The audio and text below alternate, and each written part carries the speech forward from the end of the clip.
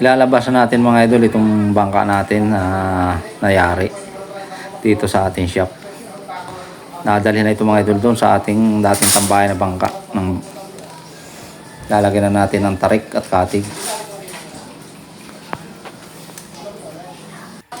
Yan, tulong-tulong mga idol sa pagbubuhat. Dadalhin natin na ito doon sa ating pag-i-stambayan ito at doon natin lalagyan ng tarik at katig. Malapit na sa dagat mga idol itong lugar na ito. Yan. Hindi natin ipa-plaster yan at dyan na kakabitan ng tarik at katig. Malapit na mga idol sa tabing dagat itong ating bangka na bagong yari. Ito na natin ito kakabitan ng tarik at katig. Yan.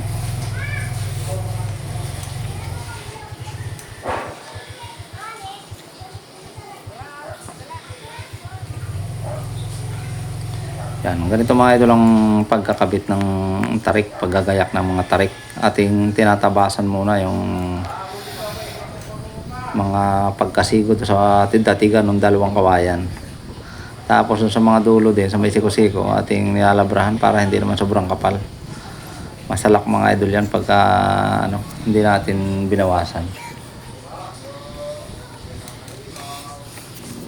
Yan, ito nga po pala mga idol yung aking kapatid, yung si Ka-Brother. Yan, kung pwede po sana mga idol pakisuportahan nyo yung kanyang Facebook page. Yan, si Ka-Brother. Yan mga idol yung ating kapatid na nagbablog din. Kaya siyang katulong natin dito sa paggagayak ng tarik at mga katig dito sa ating bagong yaring bangka. Yan yung aking sinasabi mga idol na binabawasan din natin yung ilalim ng siko-siko para maganda mga idol tingnan, saka hindi masagal siya sa tubig. Pag medyo pinaninipis natin ng kaunti yung baba, yung kung tawagan dito sa amin ay siko-siko, sa iba naman lugar ay pakoko. Yan, okay mga idol, ating itatali na dito sa bangka. Dito mga idol sa amin, pagka may ganitong natatapos sa bangka, bayanihan mga idol sa paggagayak ng tarik. Tulong-tulong itong mga maglalautin mga idol, itong mga katulong natin sa paggagawa ng paggagayak nitong tarik at katig. Yan. Kung tawagin dito sa amin ay batarisan, sa iba naman bayanihan. Yan.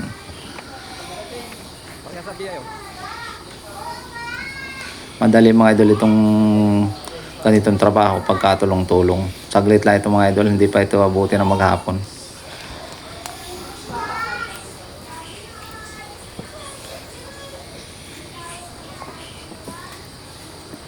Saka natin ito mga idol pipinturahan pagka kumpleto na may tarik at katig na mayroon ng palo.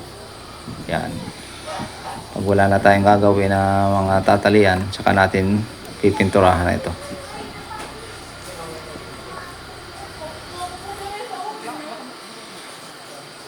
Yan, okay na mga idol, itali na natin yung tarik sa unahan at sa hulihan. Kakabit na natin mga idol itong katig para pag ikinabit yung tarik dun sa gitna, eksakto na lang natin dito sa katig. Yan, ang ganyan mga idol ang madaling paraan sa pagkakabit ng tarik at katig. Yan. Yan mga idol, yung ating pagtatali. Yan. Ganyan mga idol dito ang pagtatali sa amin. Pero yan mga idol, minamali ng iba ang ganyang pagtatali. Pero dito sa amin mga idol, okay na yan. Para sa amin matibay na yan.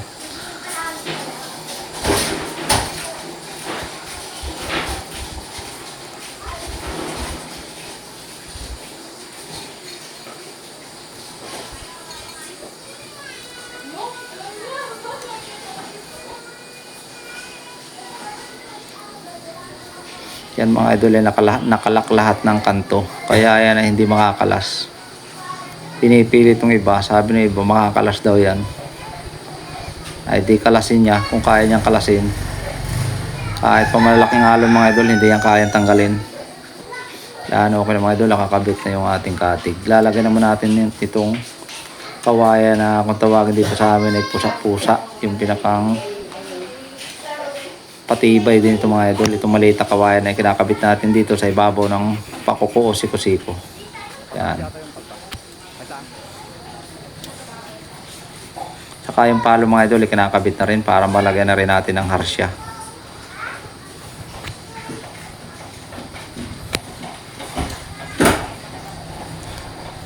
Yan, okay mga idol, konti na lang matatapos ang paggagayak ng tarik at katig. Ito namang harsya mga idol, lalagyan na natin ng sumag sa mga dulo. Yan, ating hapitin na rin mga idol itong tarik sa unahan, i-butterfly na natin. Yan, naghahapit lang mga idol dyan yung harsya, yung lubid, para maging butterfly ang ating tarik sa bandang unahan. Yan, natapos na rin natin mga idol yung paggagayak ng tarik at katig. Ipinturahan naman natin mga idol itong ating bangka na nalagyan na ng tarik at katig. Yan. Sa loob natin mga idol unahin, titimpla muna tayo ng pintura na kulay sky blue. Yan, lagyan natin, haluan natin mga idol ng tinting color. Yan, unahin muna natin ilagay itong talo blue. Yan, gaya lang mga idol ang pagmimix ng kulay sky blue.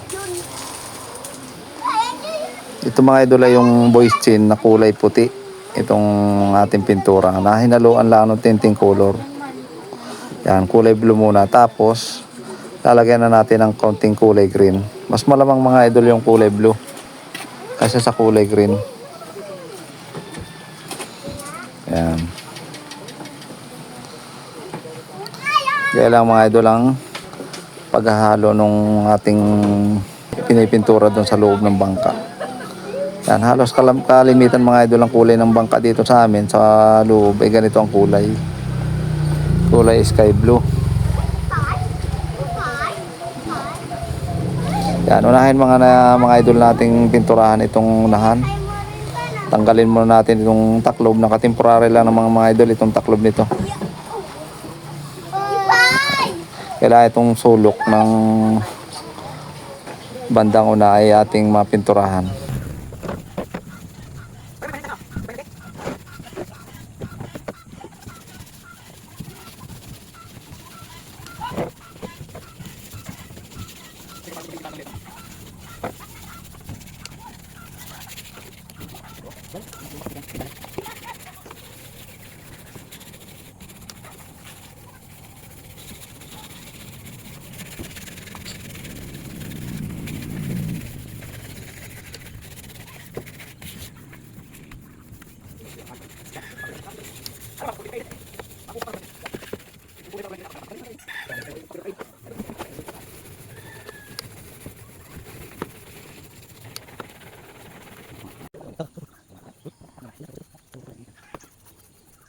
Yan, okay na mga idol, konti na lang matatapos na natin itong pinturahin dito sa loob ng bangka.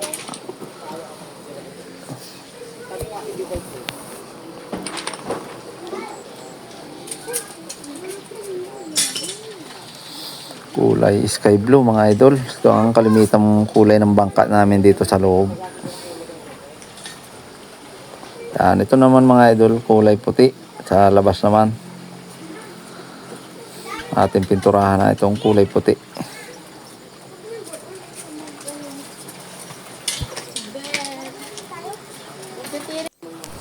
Yan mga idol, bandang loob yan ay first coating pala ang ating padadalawahan pa yan. Hanggang 3 padaan natin bago natin mapinis na yan.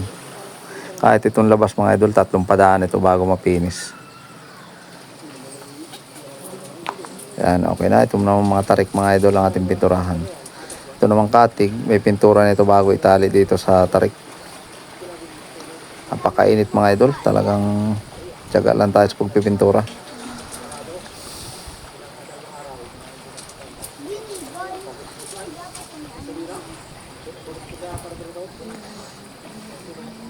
Yan, ating ikabit na mga idol itong taklob dito sa bandang una. Yan ang ginagawa natin mga idol, nakatemporary lang muna ito habang wala pang pintura yung unahan. Kaya pag napinturahan na natin yung loob, saka natin ikakabit itong taklob na mayroong kastilyo.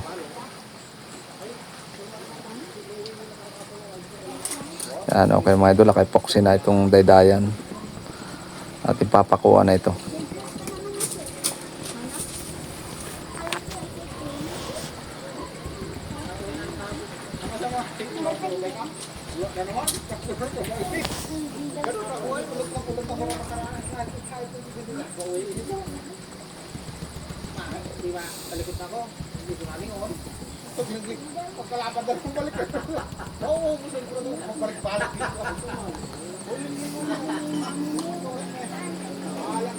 Yan, okay na mga idol, natapos na natin ang pintura.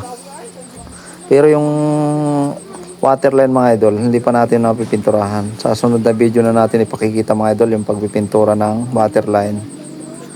Kulay orange din mga idol ang pipintura dito sa ilalim. Epoxy paint, Weber ang ating gagamitin dyan. Pero itong ating pintura dito sa loob at saka dito sa labas ay buisin lang mga idol. Yan, okay na po. Ipinturahan na natin mga idol itong waterline. Unahin lang natin itong pinakang listo niya, itong Reviti.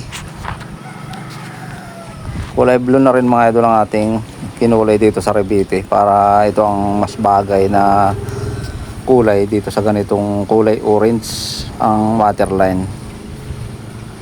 Yan, kulay blue ang ating napiling kombinasyon sa Reviti.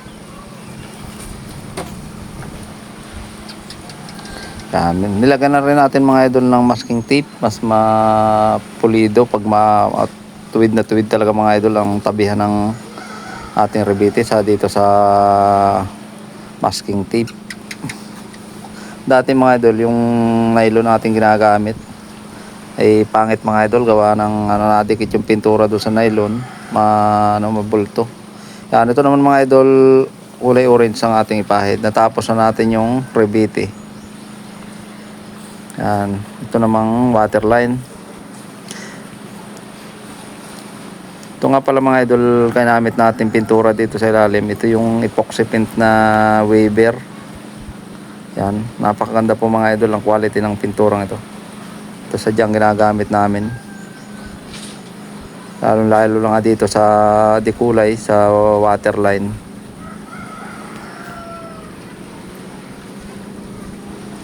Kulay orange mga idol, red orange. Yan mga idol ang kulay ng waterline itong bangka na ating bagong yari. Yan, konti na lang mga idol, matatapos na yung waterline.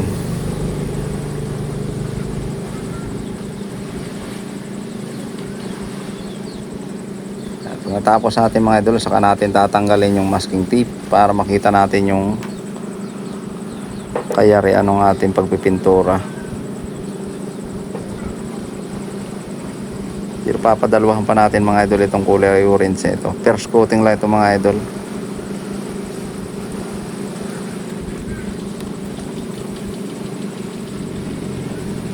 Yan. Yan ito mga idol, na padalwahan na natin.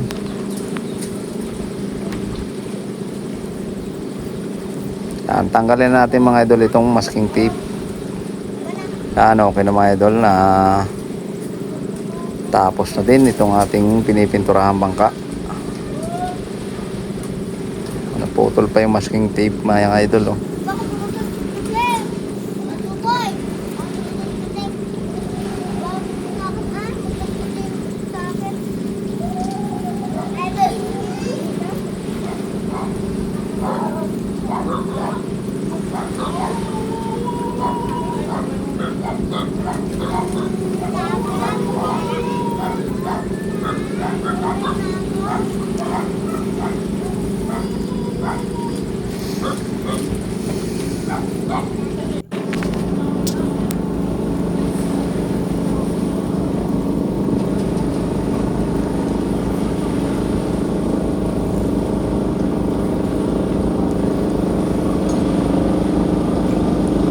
Okay na mga idol, nakita na natin yung kayarian ng ating pagpipintura. Tanggalan natin yung masking tape na ginamit natin para maging tuwid yung ating mga Reviti. Yan.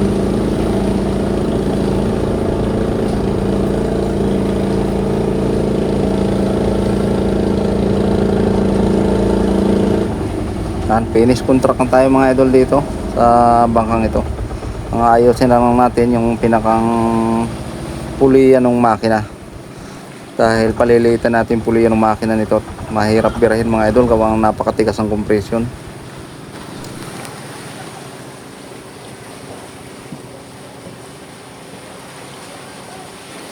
Yan, hanggang dito lang mga idol itong video ito. Maraming salamat pong muli sa inyong walang sawang pagsuporta at panonood sa aking mga ina-upload na mga video. Yan, thank you so much po at God bless po sa ating lahat.